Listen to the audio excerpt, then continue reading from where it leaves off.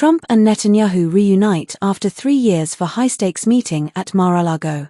In a highly anticipated event, former President Donald Trump is set to meet with Israeli Prime Minister Benjamin Netanyahu on Friday at Trump's Mar-a-Lago residence.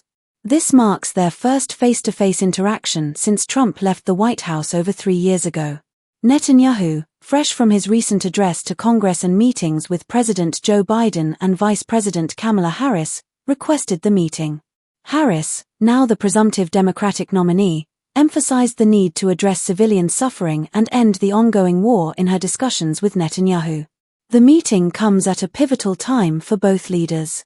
Trump, who prides himself on being the most pro-Israel president in modern history, has had a complicated relationship with Netanyahu. Their bond, once strong, has frayed over the years, particularly in the wake of the Israel-Hamas conflict. Trump criticized Netanyahu's handling of the war, labeling Israel as unprepared during a Fox News interview.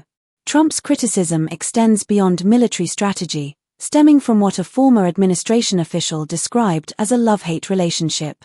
During his presidency, Trump enacted several policies benefiting Israel, including moving the U.S. Embassy to Jerusalem, recognizing Israel's sovereignty over the Golan Heights, and supporting the Abraham Accords.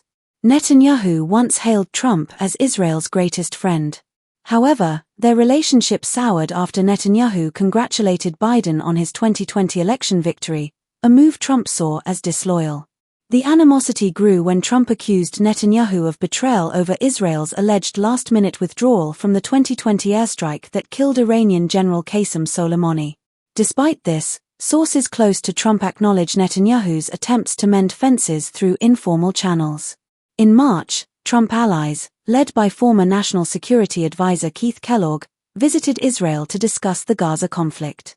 Although the Trump campaign distanced itself from these meetings, the former president's stance on Israel remains clear. He has urged Israel to finish what they started and expressed the need for a swift resolution to the conflict.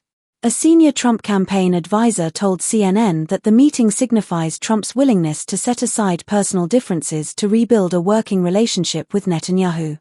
This reflects how Trump might conduct foreign relations if elected for a second term. While the meeting lacks a set agenda, Trump has consistently called for a swift end to the Middle East conflict. In a recent Fox News interview, he emphasized the need for Israel to improve its public relations, asserting that the October 7 attack would not have occurred under his presidency. The meeting also holds significant implications for various communities. Arab Americans, who have shown support for Trump, are keenly observing the outcome, hoping for a call for an immediate and permanent ceasefire.